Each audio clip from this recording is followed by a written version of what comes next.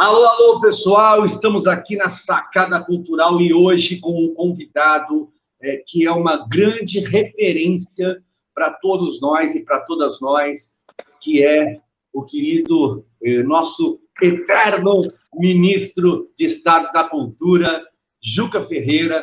Juca, seja muito bem-vindo aqui na Sacada Cultural. Beleza.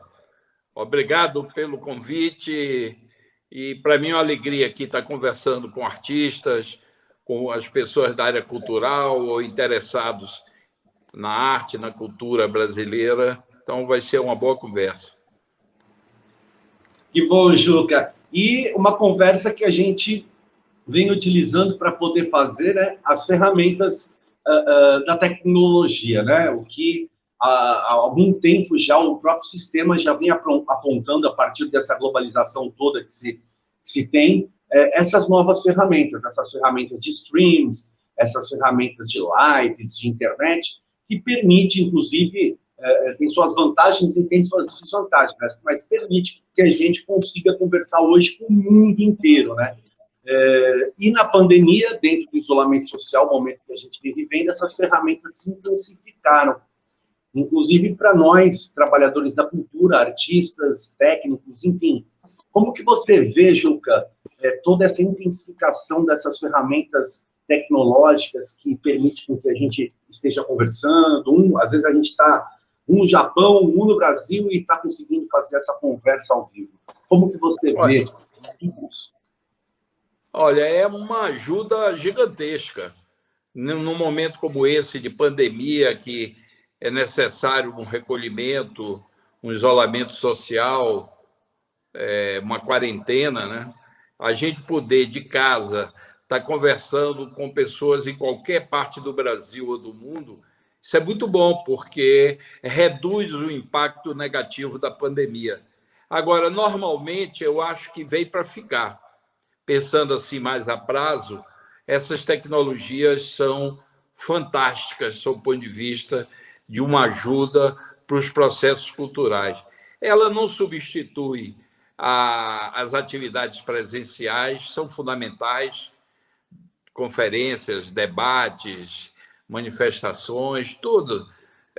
Mas ela complementa, ela amplia, ela possibilita.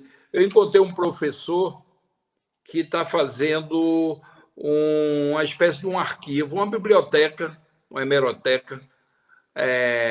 As pessoas vão lá e diversidade cultural, aí ele disponibiliza algumas, uma gravada por eles mesmos e outras que eles encontraram. Então, isso vai possibilitar uma facilitação da informação.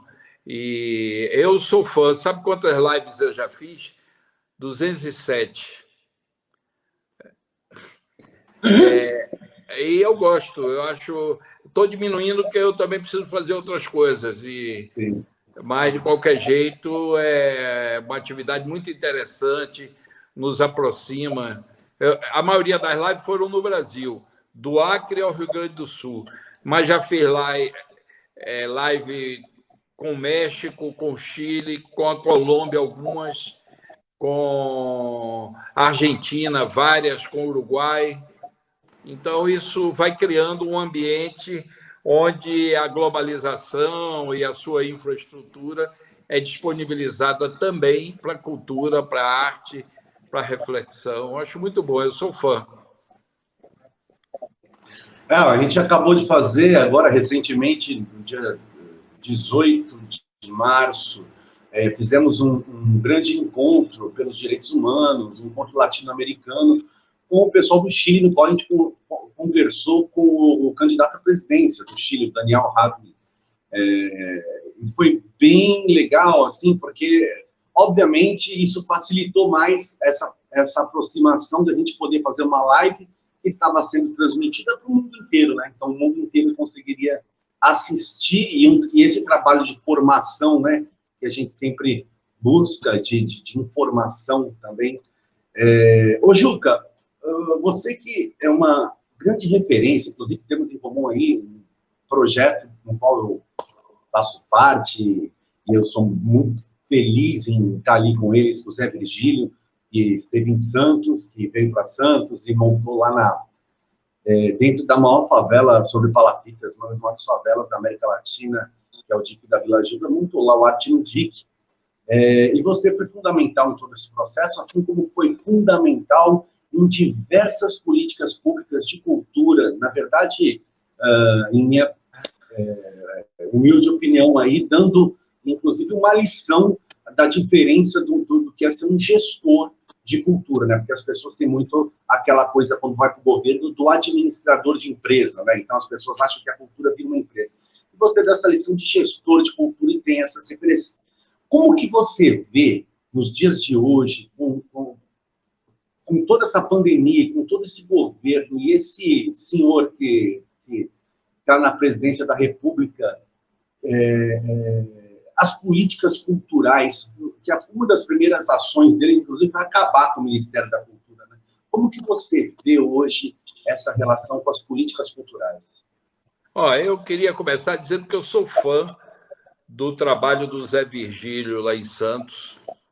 Eu tive algumas vezes lá participando de atividades e é um trabalho ali hercúleo dele, numa área bastante empobrecida, com todas as dificuldades das nossas periferias. Eles foram construindo um projeto cultural que gera um nível de atendimento na área de arte, cultura e outras áreas também. Uma vez cheguei lá, estavam as senhoras fazendo corte e costura, produzindo algumas peças artesanais, e já fui lá também, já encontrei cursos em várias áreas. Então, eu sou fã daquele trabalho. É uma visão da cultura de democratizar o acesso à cultura e possibilitar que as nossas populações que vivem dificuldades sociais e econômicas tenham na cultura e na arte um instrumento de dignidade e de construção. Olha, nós estamos vivendo um dos piores momentos da história brasileira. Desde o impeachment da Dilma, existe um processo de tentativa de impor ao país um projeto que foi rejeitado 4 vezes, pelo menos, através dos processos eleitorais. Lula venceu 2, Dilma venceu 2, e naqueles processos, esse projeto, era reiteradamente apresentado. Esse projeto neoliberal de reduzir o tamanho do Estado, desresponsabilizar o Estado com a dimensão social do país, de reduzir nossa soberania e buscar uma subalternidade nas relações internacionais, principalmente com os Estados Unidos, de eliminar os direitos sociais em nome de uma redução de despesas. Eles confundem investimento com despesa. A questão ambiental também, desregulamentar a questão ambiental. Então, esse projeto vinha sendo derrotado várias vezes. Chegou um momento que eles perceberam que eles iam perder outras eleições. Então, o impeachment da Dilma é a ideia de impor esse projeto que o povo brasileiro rejeitou por 4 vezes. Então, um desastre. Eles estão desestruturando a economia brasileira. A economia brasileira está descendo a ladeira numa velocidade gigantesca, fuga de capitais, grandes empresas saindo do Brasil, falências, desemprego. Isso traz, essa redução da economia, traz fome, traz sofrimento para as famílias brasileiras. E, paralelamente a isso, desde Temer, eles iniciaram um processo de tentar esvaziar todas as conquistas culturais do país, todas. O Bolsonaro fala em passar o Brasil a limpo culturalmente. Eles querem passar uma água sanitária para retirar o que eles consideram manchas da nossa formação. Eles não gostam da contribuição africana para a nossa formação cultural, não tem muito apreço para a contribuição indígena, e o que é mais grave ainda, eles são contra todas as liberdades conquistadas pela humanidade que, de alguma maneira, se expressam na cultura, principalmente da década de 60 do século passado para cá. Então, eles estão destruindo tudo, destruindo, inclusive, algumas conquistas da época de Getúlio. Então, está havendo uma destruição, uma demolição. Eles extinguiram o Ministério da Cultura, eles estão destruindo o IPHAN, que é uma instituição respeitada no mundo inteiro, foi inspiração dos modernistas brasileiros, e depois Getúlio deu prosseguimento e acolheu, através de Capanema, de Rodrigo de Melo Franco, iniciaram o processo de desenvolvimento das políticas de proteção do patrimônio brasileiro, numa nação sem preservação da sua memória. Então, isso tem uma conotação muito clara de enfraquecimento do país. Estão destruindo a Palmares, botaram um racista de pele negra contra os negros. O camarada faz diariamente processos e manifestações ridicularizando a contribuição dos africanos para a cultura brasileira. Chegou a dizer que a escravidão foi boa para os africanos, que eles puderam viajar para o Brasil. Imagine o nível que é colocado. Estão destruindo a Cinemateca Nacional, ali está o maior acervo, ou praticamente tudo que foi feito no Brasil em termos de cinema. Algumas coisas se perderam no tempo, antes da Cinemateca ter sido criada, mas ali está todo o acervo de Glauber Rocha, Limite, está toda a história do cinema brasileiro e uma pequena parte da televisão e daqueles jornais que eram passados nos cinemas antes do filme. Eles estão destruindo. A qualquer momento pode ter um acidente gravíssimo e a gente perder essa memória. Eles estão tentando destruir tudo. Eu não vou ficar fazendo a lista aqui, porque é até um sofrimento lembrar a amplitude do trabalho de demolição e de destruição. Isso é um crime cultural contra o país, é um crime. Acabei de receber a ligação de uma pessoa dizendo que é preciso fazer esse levantamento porque cada dia que passa eles ampliam esse processo de demolição. Paralela à demolição das instituições, estão extinguindo as políticas, projetos e ações que o Ministério vinha desenvolvendo.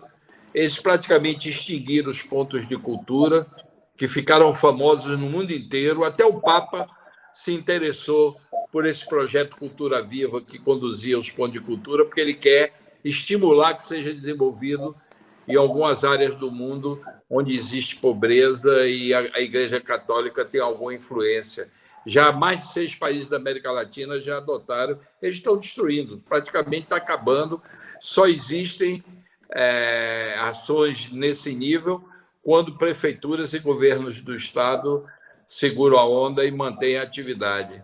Então, estão restabelecendo a censura, perseguindo artistas, chegaram ao ponto de reabrir prestação de contas de mais de 10 anos atrás para tentar perseguir artistas, fazê-los devolver os recursos que foram empregados. Então, a gente está vivendo um momento muito difícil, sob o ponto de vista cultural. Estão destruindo a política de cinema. Quando o Lula assumiu o governo, o Brasil fazia menos de 10 filmes por ano. Hoje está fazendo entre 150 e 200 filmes por ano. Já tem produtora de cinema e audiovisual em todas as capitais do Brasil e uma parte considerável das cidades de médio porte. Tudo isso são produtos de uma política no Brasil inteiro. Não é mais Rio, São Paulo, Minas. Não, Brasil inteiro. Hoje o Brasil inteiro está desenvolvendo sua capacidade de fazer cinema. Conseguimos criar uma taxa que contribui com mais de 1 bilhão e 300 milhões por ano para as atividades cinematográficas e do audiovisual, a Condecine. Eles estão destruindo tudo isso, conscientemente. Então, a gente está vivendo um momento muito difícil. Agora, eu sou otimista. Eu acho que o Brasil é bem maior do que esse projeto. Também vem recebendo o tempo inteiro ameaça de golpe, né? Eles já deram um golpe e um golpe atrás do outro. Agora, o presidente fala o tempo inteiro relembrando o que ele chama das revoluções militares, né? Sendo que foram os golpes. E a gente sabe também que você foi um dos grandes combatentes que combateu a ditadura militar, e agora em abril está aí, 64, foram 2 dias, 31 de março, 1º de abril, foram 2 dias perturbadores em nossa história, eu digo, uma página infeliz na nossa história, e a gente vê um processo que levou aquele golpe muito parecido com muitas coisas que estão acontecendo hoje, né, Juca? A grande diferença é de que não é mais golpe militar com tanque na rua.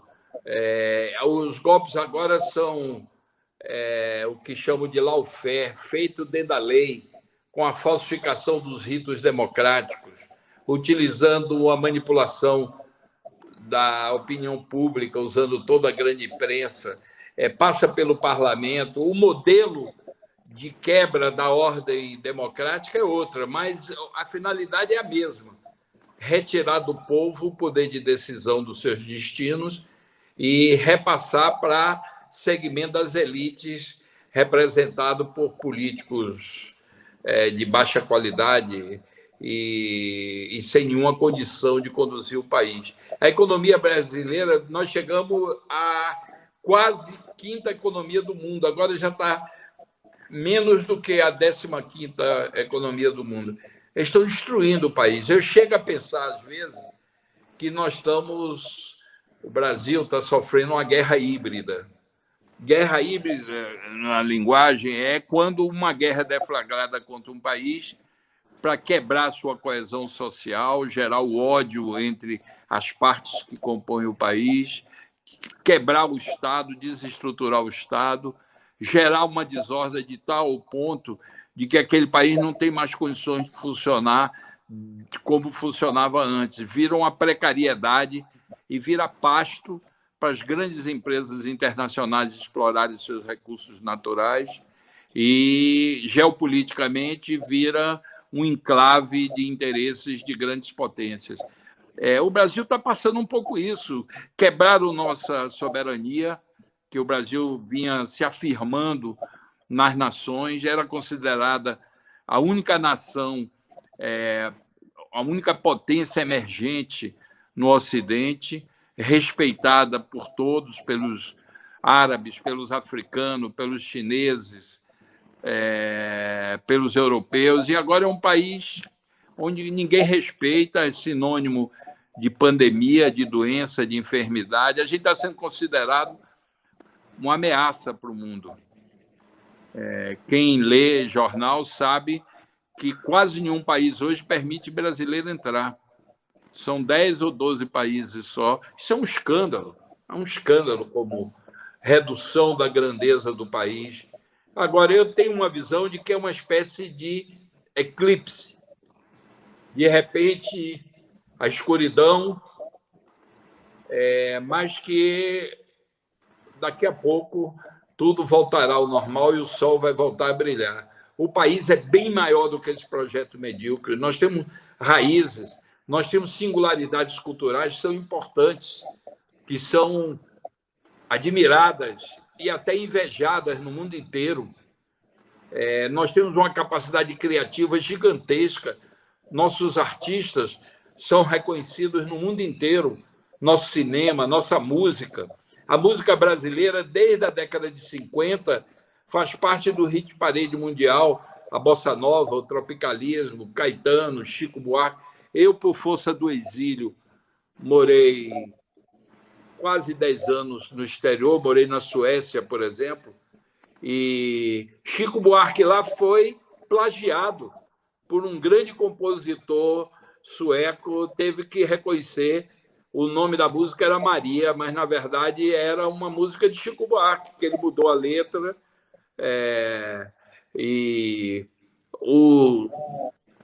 A música mineira o Clube da Esquina, é tão admirado na Suécia e na Escandinávia, que, quando eu morei lá, eles faziam um festival e tinha os imitadores de Milton Nascimento, dos arranjos e das músicas do Clube da Esquina. A Bahia é conhecida no mundo inteiro. Às vezes penso que a gente fala espanhol,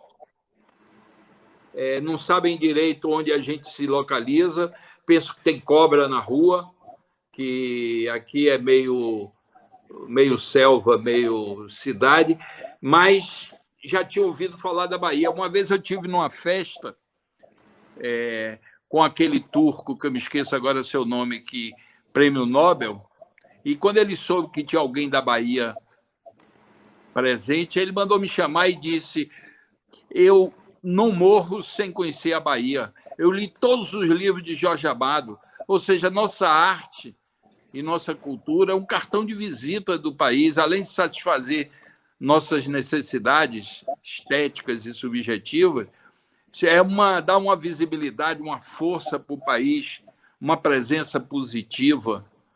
Glauber Rocha é considerado pelos grandes cineastas mundiais como uma das referências do cinema mundial. Os nossos filmes agora estão ganhando prêmios nos grandes festivais e eles estão tentando destruir tudo isso, querem apagar a memória, porque eles gostariam que os artistas não fossem críticos, que os artistas fossem adaptados à desigualdade, que aceitassem a desigualdade social.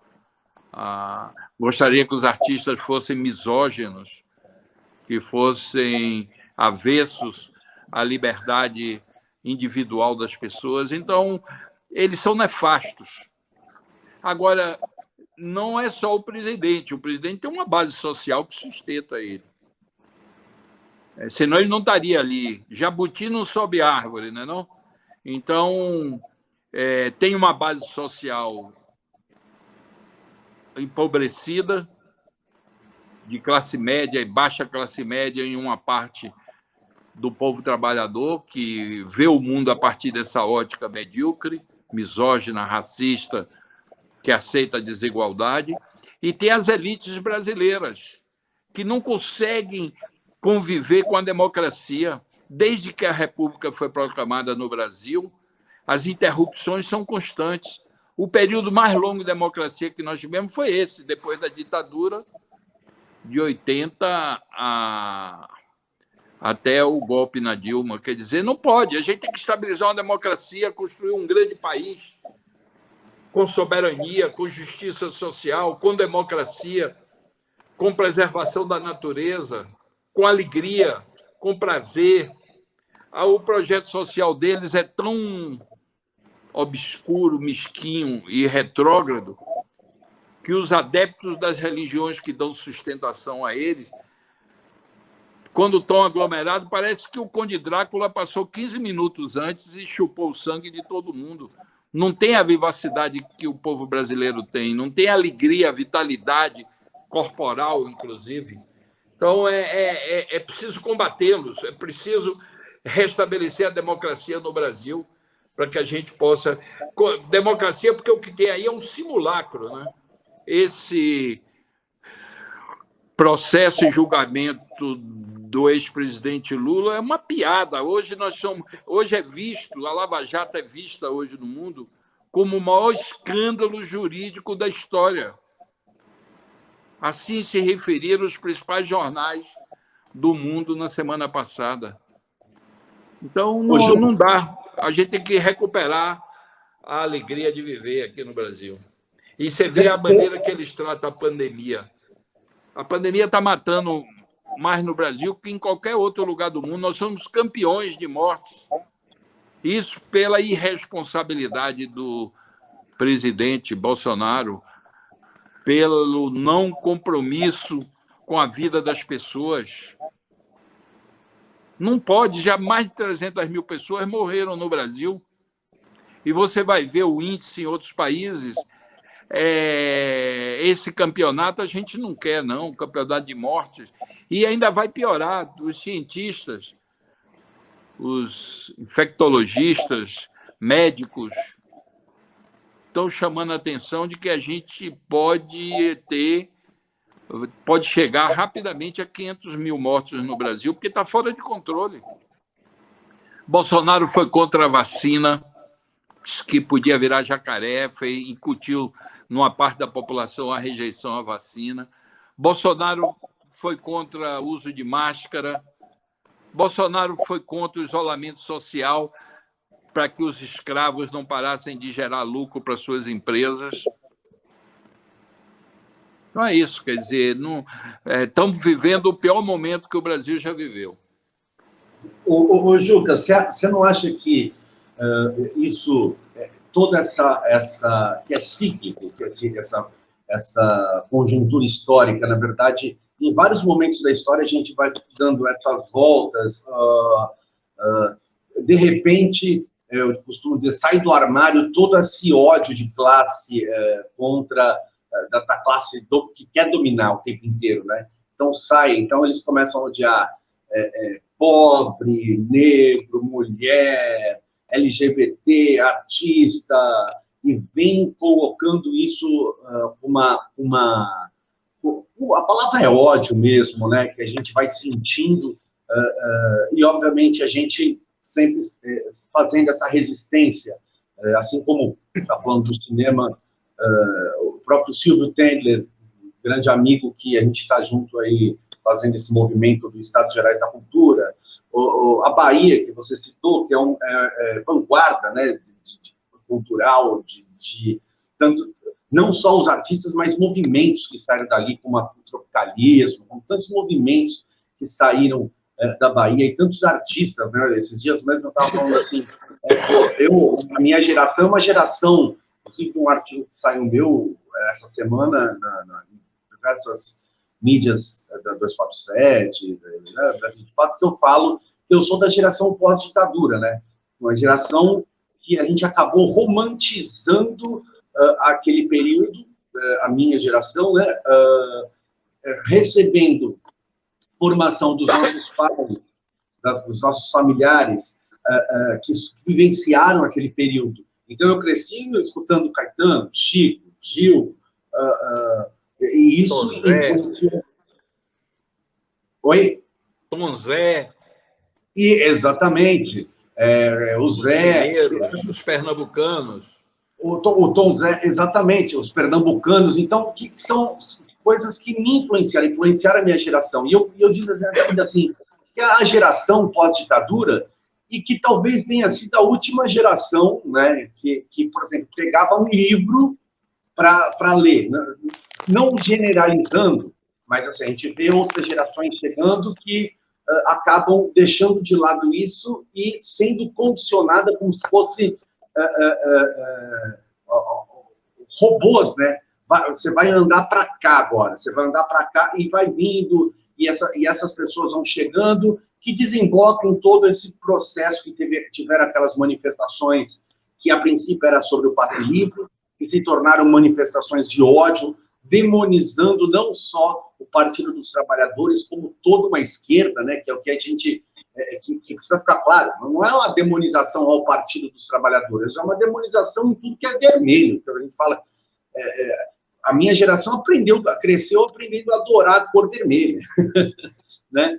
E você não acha que isso é cíclico dentro da história, não só do Brasil, como da América Latina, como da América Caribenha, países que sofreram essa colonização por exploração? Você não acha que isso é cíclico? Eu queria começar pelo tema de gerações. Toda geração, quando se relaciona com as que chegam depois, tiram onda de que no meu tempo era incrível, que nós éramos... na verdade, eu daria um desconto gigantesco para isso. Eu sou dos jovens da geração de 68. Eu tinha 18 para 19 anos. Na época, homem não usava shampoo.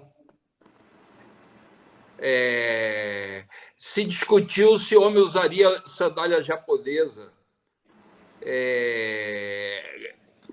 A relação homem-mulher era bastante atrasada.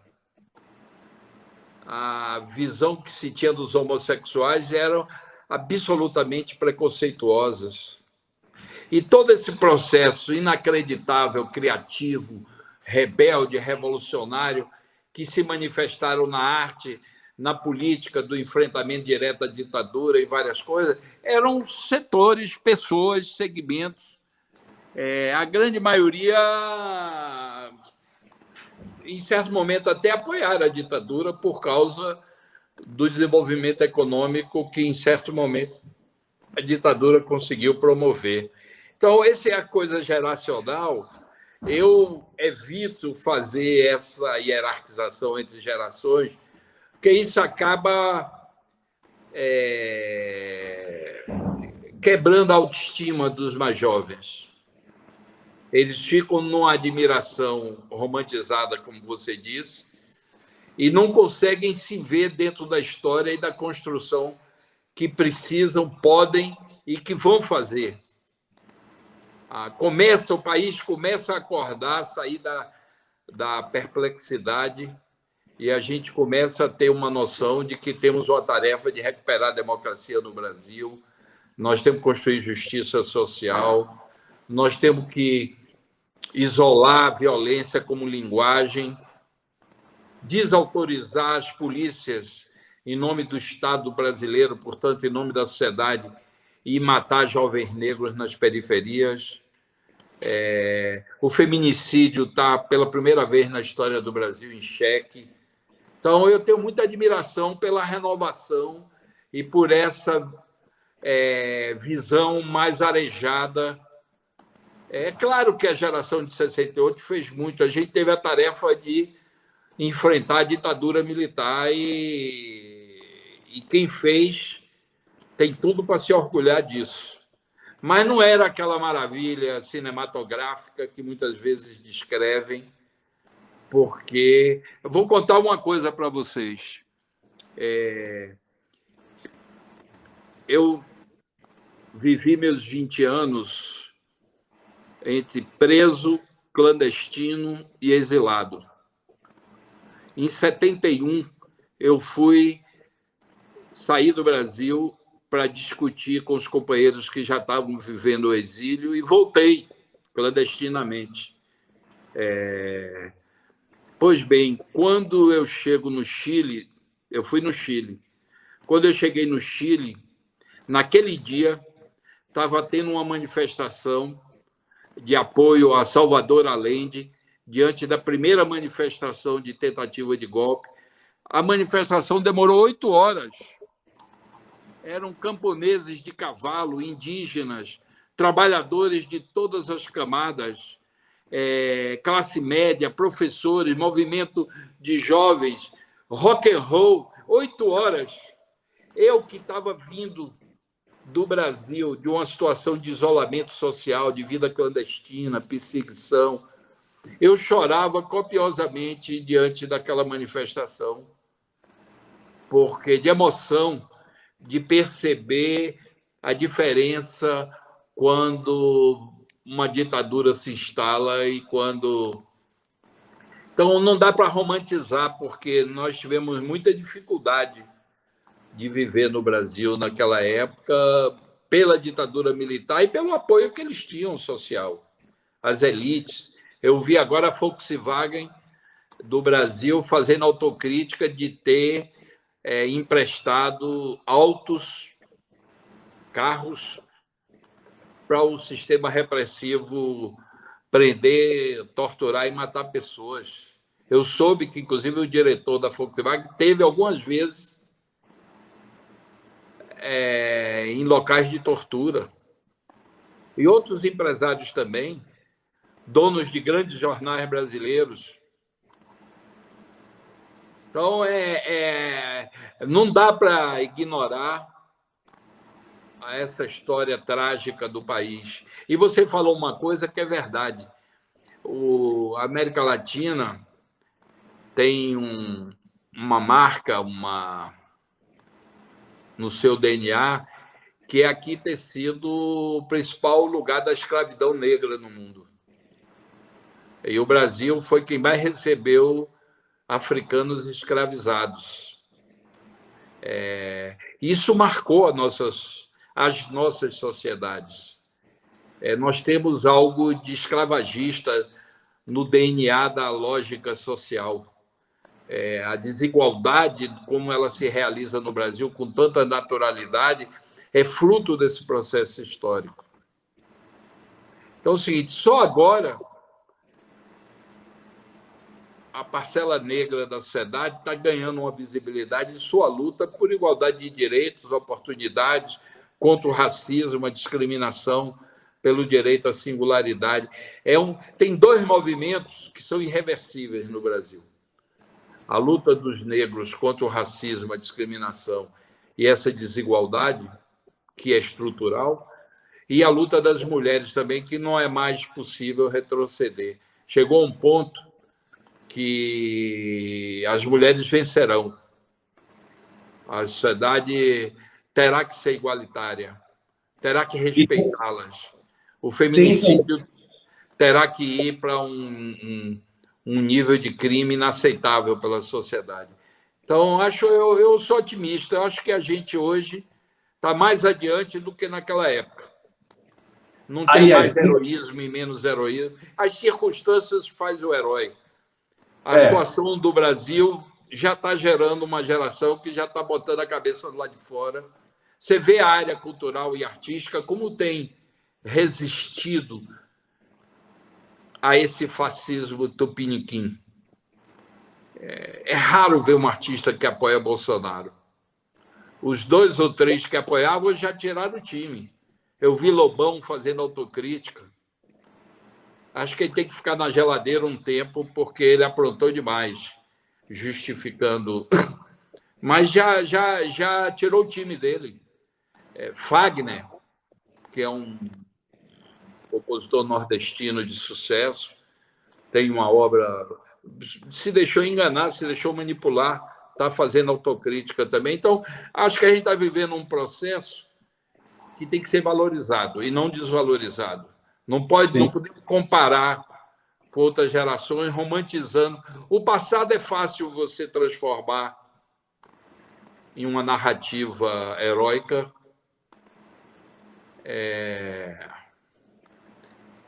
E o presente é a dureza, a aspereza da realidade, porque não tem como enganar as pessoas. Então, eu prefiro me sentir parte desse processo de renovação das energias brasileiras em defesa do país, da igualdade, da justiça, da democracia, da sua cultura, da alegria de viver. Isso está aí, está vivo. Eles não conseguiram domesticar o país. E sem dúvida tem uma outra luta também que se intensificou bastante, que é a luta do movimento LGBT.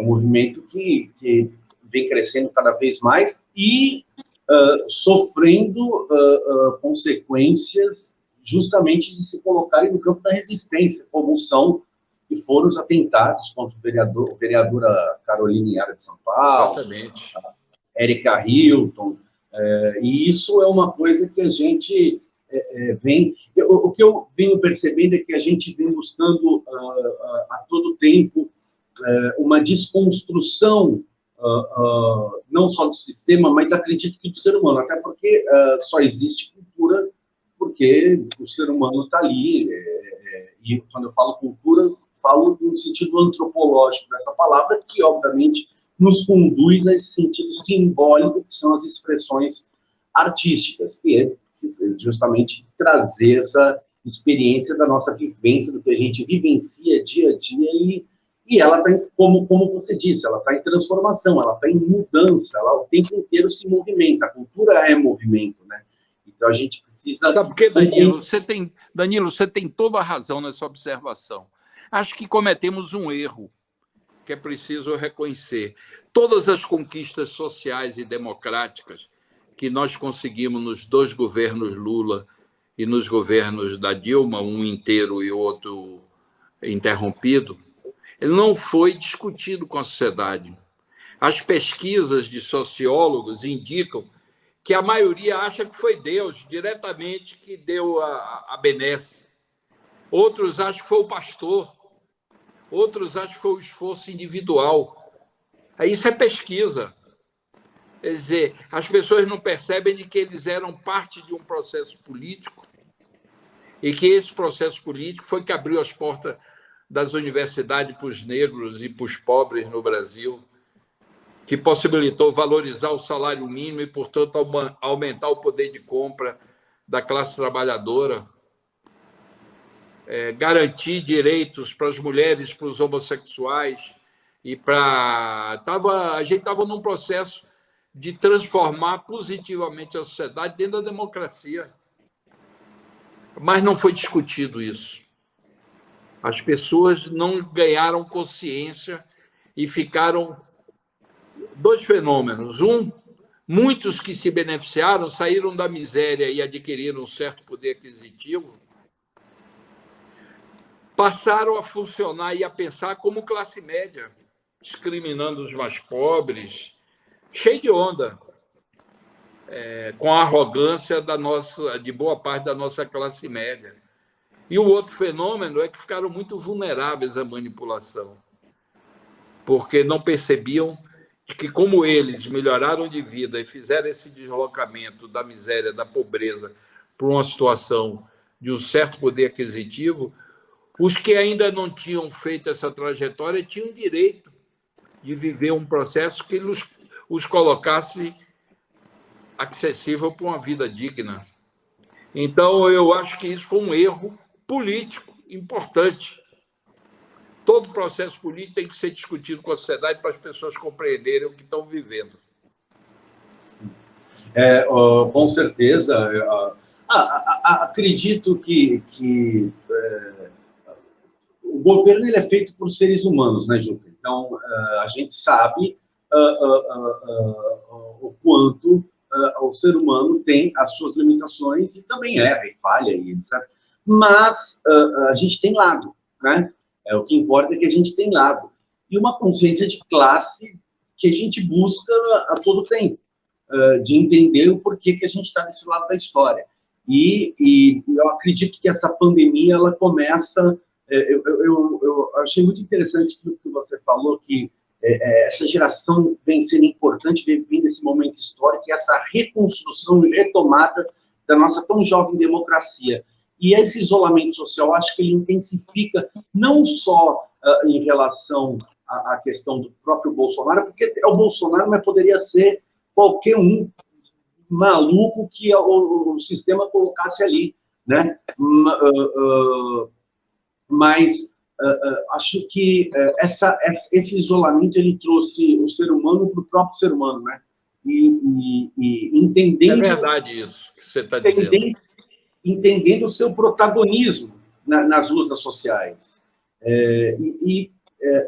O Brasil é um país rico. A gente estava falando, eu estava falando com a Márcia Tiburi esses dias, e a gente estava falando assim, a miscigenação, por exemplo, ela é fruto de um estupro, né? A miscigenação que a gente sempre fala, ela é produto de um estupro, né? Aí, não, você está criticando a diversidade cultural, a pluralidade cultural? Não, de forma alguma. Mas a miscigenação, nenhuma índia e negra olhou para a cara do branco, europeu que estava chegando aqui, meu Deus do céu, que maravilha, vamos... Então, assim, você tem uma série de... É fruto de dominação, né? A miscigenação é fruto de dominação.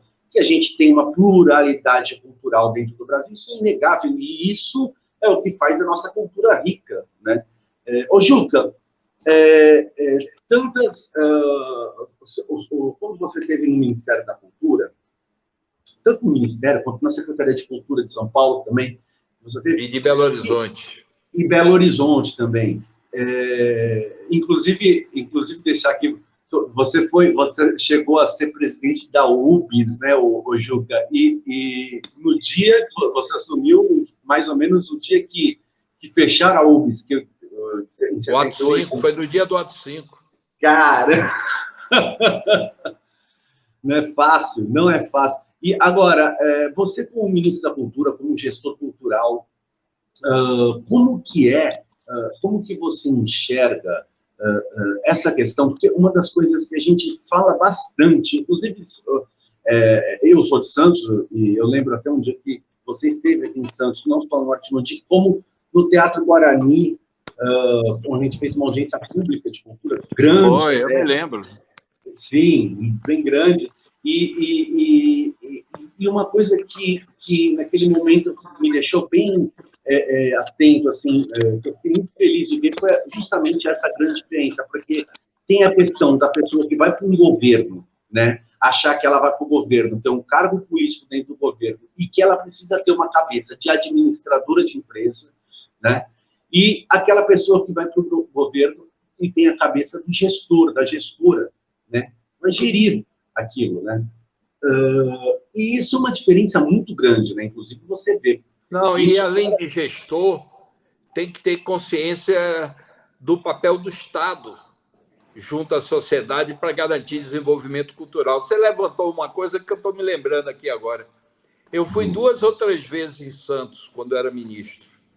Uma por conta de inaugurar o projeto lá do Zé Virgílio, do Arte no DIC.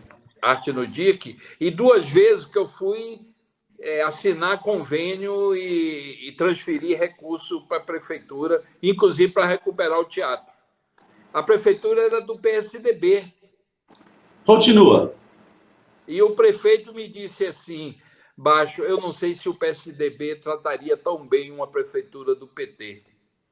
Ele disse, pois é, isso é um reconhecimento de uma característica democrática. Nós estamos trabalhando de forma republicana para o país, para as pessoas, aceitando a diversidade cultural, política, ideológica. Isso não é um problema, isso é uma solução. A complexidade humana é uma solução, é parte da realidade e que precisa ser respeitada. Ele ficou admirado, eu até gostei do prefeito da época, eu não me lembro o nome dele, mas me Paulo Alexandre. Como? Paulo Alexandre Barbosa. Me pareceu um quadro tucano de boa plumagem, porque as conversas que nós tivemos ali foram de uma sinceridade absoluta. E uma vez eu fui num restaurante em Brasília, ele estava lá com um grupo grande de políticos do PSDB, e eu fui lá apertar a mão dele, reconheci, fui lá, e ele virou para os... Tinha mais de 50, eram várias mesas juntas, assim.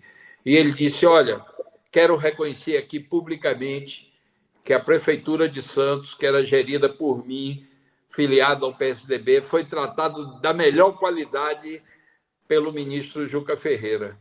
Eu gostei daquela postura dele, porque esses reconhecimentos vão gerando pactuações democráticas e respeito dentro da diversidade, que possibilita de que a gente construa um país decente, com a democracia estável, com respeito a todos, onde o ódio não cabe. Você é adversário, você não é inimigo. Você pensa diferente, você propõe coisas diferentes, acredita em políticas diferentes. Mas aqui isso não é matar ou morrer. É outra lógica, né? Então, eu fiquei bastante simpático a ele pela postura digna dele de fazer aquele reconhecimento, que, evidentemente, nem todo mundo ali gostou dele ter dito isso. Pela animosidade que existe em São Paulo entre esses 2 partidos. Exatamente, que na verdade, eu acredito, como você disse, a própria isolamento social está mostrando... Bom, a própria história já mostrou que, naquele momento em que o Aécio perdeu a eleição para Dilma, as coisas que aconteceram, que o próprio PSDB veio traçando, o caminho que eles foram traçando, foi um dos grandes vilões. Esse caminho foi a grande armadilha para chegar no que a gente tem hoje. Então, a história já começa a mostrar isso, aliás, já mostra descaradamente, e a questão, como você disse, lutas que não tem como voltar atrás, questão do feminicídio, e nada me tira da cabeça até hoje que um dos fatos do ódio tão grande à presidenta Dilma está relacionado também a ela ser mulher, né? A causa principal não é essa. A Não, causa não é. principal é que a presidenta Dilma estava encaminhando um processo de manter as políticas do presidente Lula e das propostas programáticas do PT, que basicamente é o quê? Soberania, justiça social, democracia e sustentabilidade. Com um erro aqui, outro ali, que todo governante comete, mas, na verdade, é a rejeição ao PT e a Lula e a Dilma, no fundamental, é rejeição à justiça social, é rejeição a regramento do comportamento em relação à natureza e a mentalidade colonizada em relação aos Estados Unidos. Então, acho que Aécio cumpriu um papel irrecuperável na história brasileira. Eu estou vendo que ele está se mexendo de novo, mas ele é irrecuperável. Ele prestou um desserviço ao país, à democracia brasileira. Ele jogou no lixo o parentesco dele com Tancredo Neves, que era um homem conservador, mas era democrata, lutou pela democracia brasileira, teve atitudes de grandeza nos grandes momentos da história do Brasil. Tancredo está presente desde o fenômeno lá com João Goulart e a tentativa de golpe quando Jânio Quadros renunciou, depois na ditadura de 64, depois toda a postura posterior dele. Ele era um homem conservador. Programaticamente ele era atrasado, mas tinha essa dimensão democrática de grande político, e Aécio jogou tudo isso no lixo. Juca, eu quero aqui já agradecer você ter aceito o convite para a gente poder bater esse papo. Claro que a minha vontade é ficar horas aqui conversando com você, porque isso é uma aula, né? A gente fez uma entrevista com o Suplicy também. O Suplicy foi um cara maravilhoso aqui, deu uma aula para a gente. O Suplicy é um gigante, né, rapaz? É um gigante, é um gigante. É um gigante. Como você... Eu tenho o maior afeto por ele, por esse papel outsider dele na política. Ele corre por fora. Sim. Ele corre numa raia própria. Sabe que, de vez em quando, ele me ligava. Ministro, aquela vozerona dele. Ministro, bote os Racionais aí na programação. Ele é fã dos Racionais. Aí, um dia, ele me ligou. Ministro, já botou os Racionais? Eu disse, Suplicy, é uma programação de música sinfônica. Ele disse, cai muito bem um rapper junto com música sinfônica. É uma figura de uma sensibilidade, de uma humanidade, de um compromisso, de uma coerência. E corre em raia própria, ali é inabalável. Inclusive, dizer aqui que lá no Arte no Dic eu fiquei 2 meses intensos ali dentro, chegou num determinado momento, para poder compor as canções no qual eu gravaria na sequência um CD que venceu o PROAC aqui no estado de São Paulo, chamado Barracos. Inclusive, vou te mandar esse CD de presente. Gravamos, compus as canções do CD, falando das sonoridades que a gente escuta dentro das palafitas, utilizando toda a minha influência da música popular brasileira, da MPB, Chico Buarque, e falando sobre aquele universo, e é um presente que eu quero presenteá-lo com esse CD. Beleza, obrigado pelo presente. E quero dizer, Ju, que eu quero agradecer profundamente, dizer que você...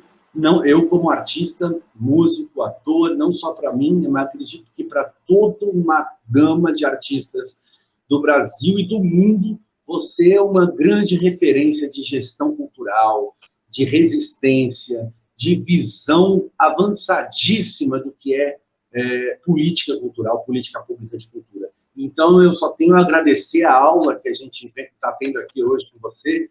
Muito obrigado por ter aceito o convite. Obrigado a você, Danilo, pelo convite. Eu tenho o maior prazer em conversar, interagir, em contribuir para quem está criando espaços democráticos de reflexão. E vamos nessa, vamos... Dias melhores virão, pode ter certeza disso. Com certeza. Muito obrigado, Juca Ferreira. Obrigado também. Ministro. E, se Deus quiser, volte um dia como ministro da Cultura do nosso Brasil, que a gente precisa de você. Beleza. Obrigado, Danilo. Abraço e boa sorte aí do seu trabalho. Forte abraço. Sacada Cultural no ar. Valeu. Legal.